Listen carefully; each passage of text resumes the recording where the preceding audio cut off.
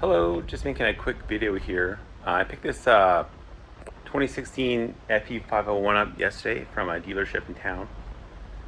And just looking online, there's not a lot of videos on this bike. It seems to be made, or from the years where just before everybody made about, 10 videos and every single possible thing on the newer bikes, like 2017 and newer. But 2016 is kind of hard to find information on, I found anyway. So just going to go through a few things that I'm going to do right away before I've ridden the bike, for the test ride. That's about it, but I haven't really ridden it yet. But I know that it's not going to be roadworthy, even though it just came through the dealership. And it's true. Okay. So I've got the battery out, just over here charging it. It's finally at 100%. So it was okay, not in too bad a shape. That's what was in it, just an old lead acid. So I'll be changing that to lithium. Hopefully the same size, get more amps out of it, and then just a bit lighter, more durable, and doesn't matter if it's tipped over on its side or whatever. So I want to change that out, but definitely use it for now. I'm not, gonna be stupid about it. Just get some more use out of it. Okay, the next thing I did, I went through the wiring under the headlight. So thank goodness for Takamoto and a few other channels like that that give you tips, because and also Dirt Bike TV. So I took the headlight off. I just have one strap on it now, and then went through the connectors, lubed them up, took them apart. There was some corrosion on them, especially on the main power connector. I took that off and lubed it. Hard to see in there now, but anyway, every single connector, disassemble, put lubrication on it, some petroleum product, dielectric grease if you have it. If not, something that or is claimed to not affect plastics and rubber and stuff like that. Won't dissolve them over time. So I did that. The bulb is a H1S. H1S. I have a photo of it. I'll put up at the end of the video.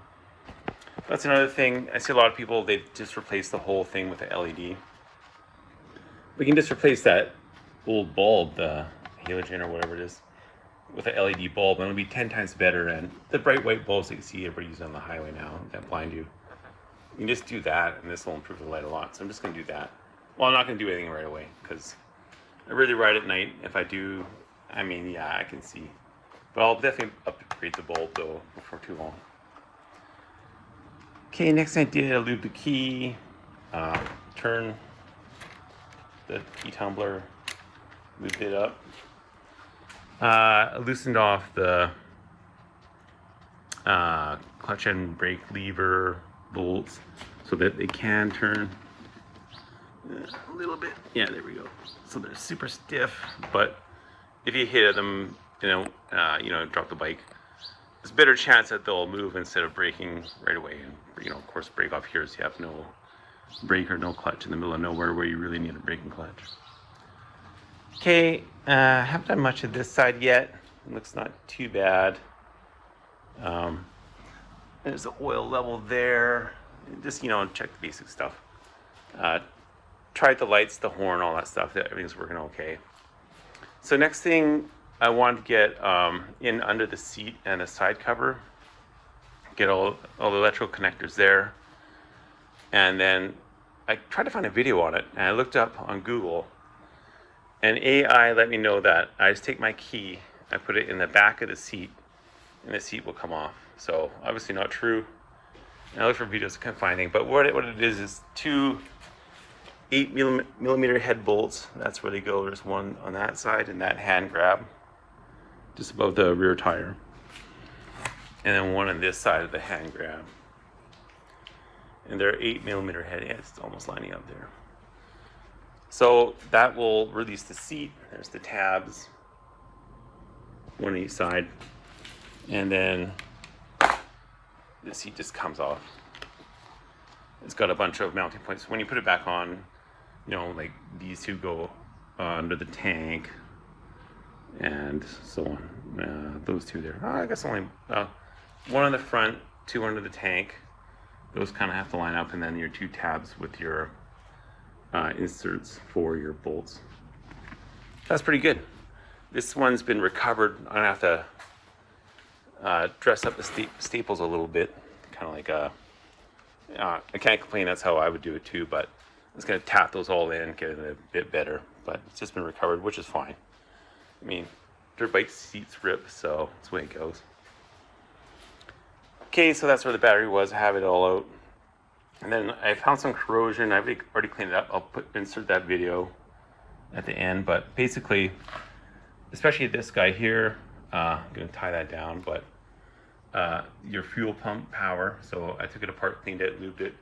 And I'm going to put a zip tie around it as well to just lock it into place.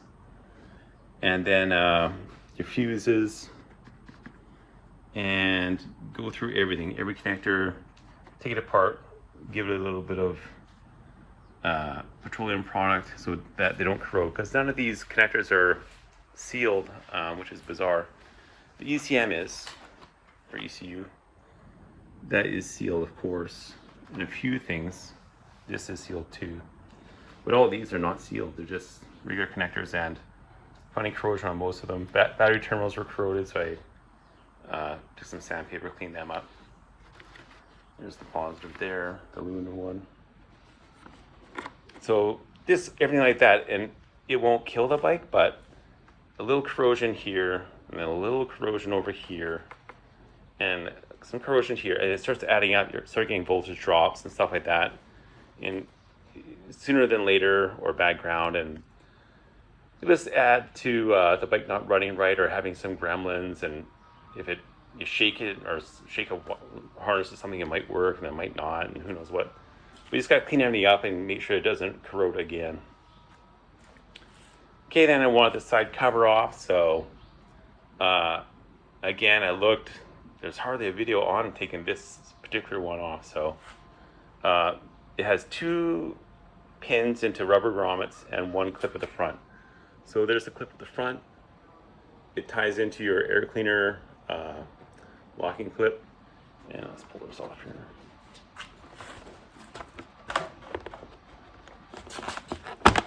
There we go. Pretty hard to pull off. And there's a pin there and a pin there. So yeah, clip, pin, and pin, and then it comes off.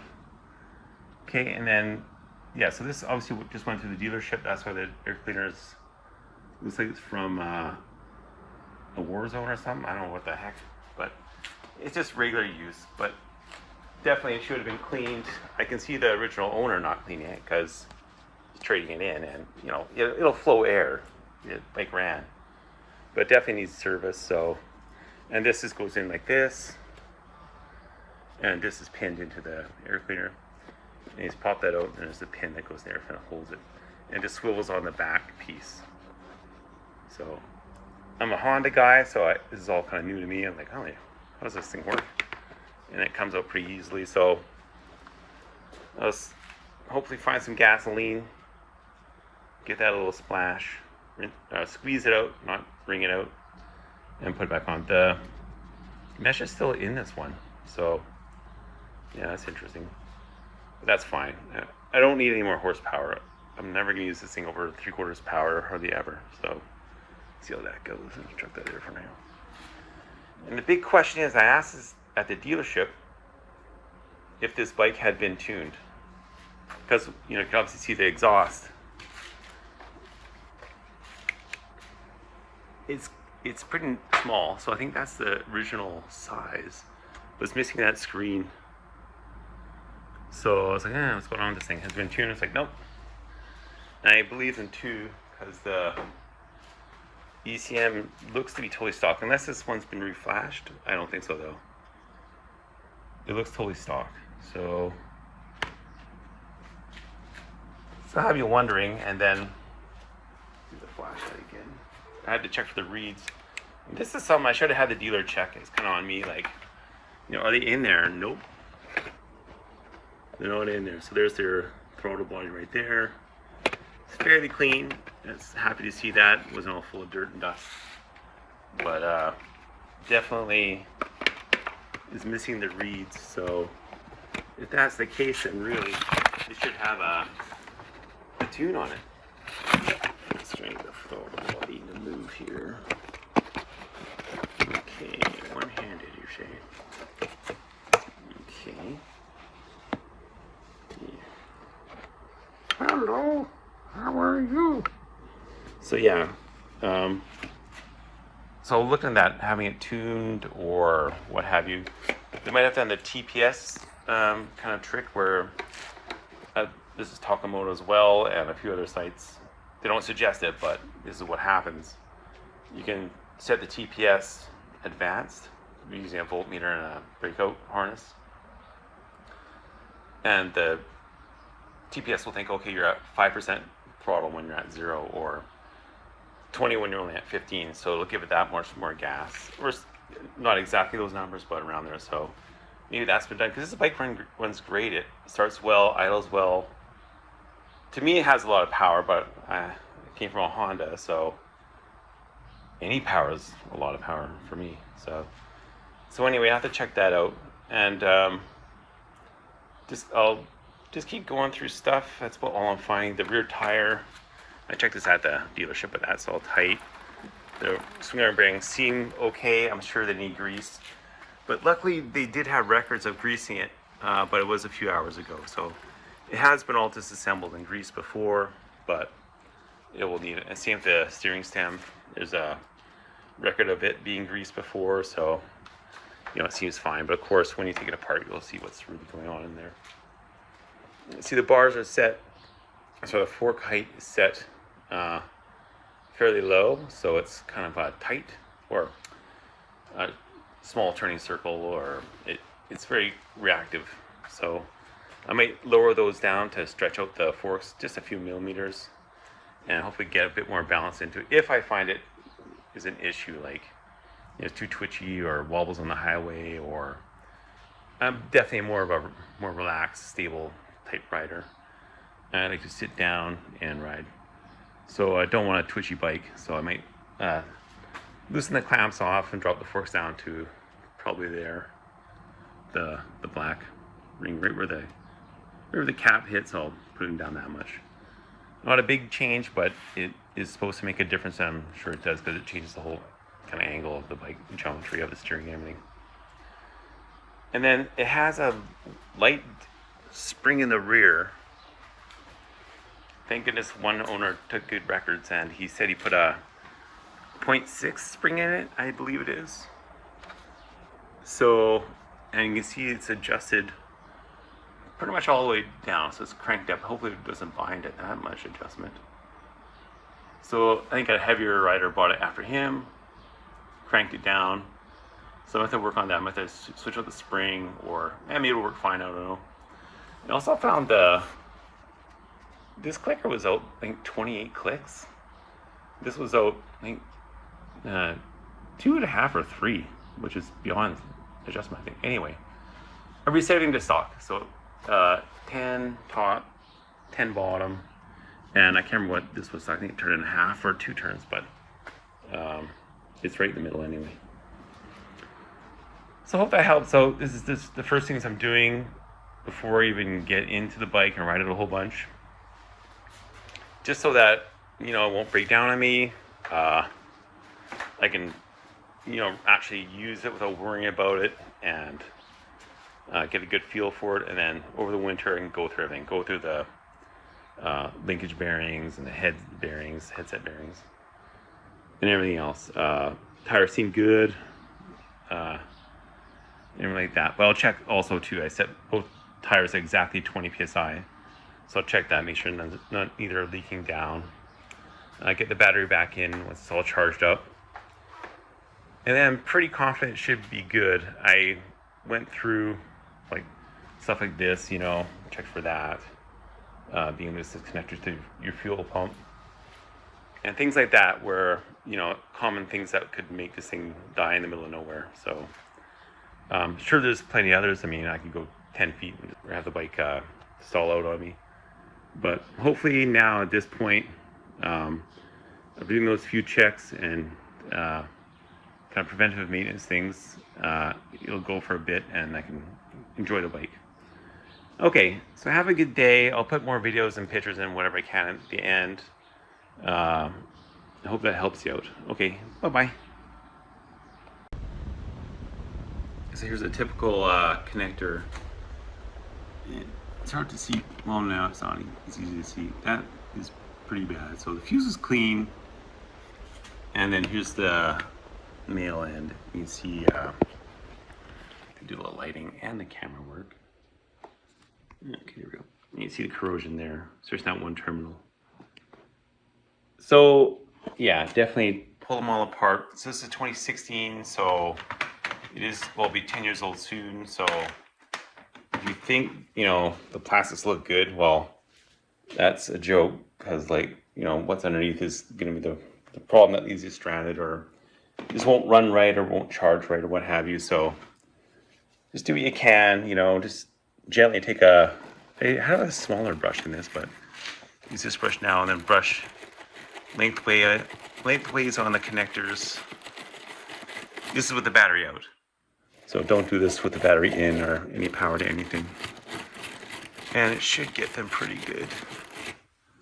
You know, hopefully that shows up, but I'll just keep doing that until they're clean and then put any sort of petroleum product on it, but dielectric grease, or like I say, this WD-40 Specialist Lube. I tried it on a battery once and it just worked so well, so you know, I put it on about 2 years ago and it still looks like a brand new battery, the terminals on top of the battery. So I don't know, it's kind of proven for me, and it'll definitely be better than these low-grade connectors. I think they've used a Deutz or some sort of seal connector, but these aren't sealed at all. This is just plastic to an air gap to plastic, so there's no rubber seal. So inevitably these are gonna corrode. Like any water at all, if you ever tip your bike over, water has gotten into these things in a mud puddle or what have you, or a river crossing. Yeah, so just from charging the battery properly, you know, so I had the charger on the charger for about an hour, not trickle charging, like at full 15 amps, and then it slowly went down to, you know, 4, 3, 2, and then hung out 1 amp for a while. But anyway, now that old lead acid battery, you can hear how fast it turns over now.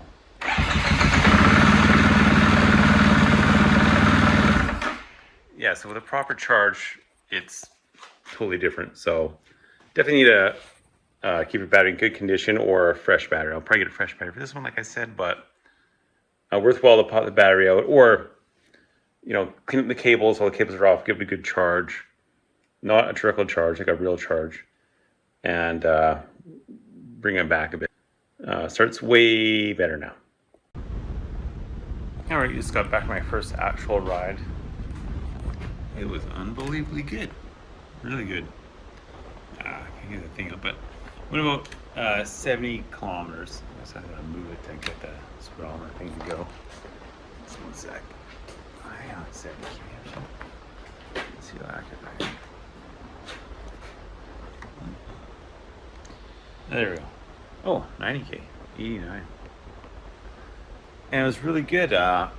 Went places that I take my dirt bike, or used to take my dirt bike, and this thing went way better than a dirt bike. It was CR125. This is really good. Really happy with it. Learned the tip off of Dirt Bike TV to put masking tape and make a list of things to do. Got a few. Balanced front and rear tire. It's okay, but on the highway it kind of moves a bit. So let's get the spoke balancers, put some weights on the spokes. Just a little. It's not gonna get perfect, but just to get the main vibration out. Skid plate, it kind of fell off. Just noticed it when I got home, so just the rear mount left me. There's some rattling. I stopped to check it out, and couldn't find anything, but I saw the plate was a bit loose, so that might be that, and sure shit is that. And then Motors tire sucks. It says a Motors Tractionator. It's a piece of crap. I can't believe it. I thought it'd be okay, but it's not very good. Anyway. Oh, the pressure's a bit high. I'll try it at a lower pressure. But put them both at 18, just for a highway and trail use kind of blend. I guess I should lower it before I call it totally crappy, but it washed out of me pretty bad right in front of a city worker. He's like, "What the hell are you doing?" Like, that bike just washed out. Like, couldn't believe it. Okay, side cover missing a grommet. Air filter's dirty, or well, yeah, I still have to clean that. Yeah, tires are 18, so I gotta fix that. Check that out. It's idling really high. I saw lots of or Takamoto video where they say to make sure your idle is sufficiently high to avoid it stalling out and stuff like that, and just make sure it isn't too low basically. But this one's high, like sitting at a light. I don't have a tack, but it's just way too high. I want to lower the forks, of course. It is a bit too twitchy on the highways. No wobble or no death wobble at all. No real minimal wobble, but I definitely wanted a bit smoother on the highway, just more stable. Rear spring sag, yeah, that is cranked up all the way, and there's basically no sag. Like when I get on, I'm over 200 pounds, and it might go down an inch or two, so just no sag. So it's definitely, bad thing with that is it's riding at the very top of the suspension all the time. Like the piston inside the shock is right at the maximum all the time, or I guess it'd be the bottom of the internal cylinder. So anyway, there's no up. It can only come up about 2 inches, but it can go down, 6 to 8 inches. So it should be in the middle, or more towards the middle. Anyway, I have to set the sag like everybody does. Test my coolant, make sure it's above freezing. I'm in Canada. In case the bikes are stored outside, I don't want to freeze and crack the engine, which happens all too often. And change out that headlight bulb. A few things to do, but yeah, it was a great ride. Like unbelievable power. When going up a trail in the woods, where my CR125 would make it up, not too bad. This thing would wheelie up the hill. I can't believe it. It was just like it's a rocket up some tricky hills. Yeah, really impressed with it. It's unbelievable. So huge improvement from that old, well, newer but crappier CRF 250L. Like, I don't know why I ever bought that thing. It's good for putting around, but this thing is just like does everything. It's just the boss. Like, unbelievable. Okay, well, have a great day. I'll try to make more videos if something comes up that I can't find a video on, or could share the information, help somebody out. Okay, bye bye.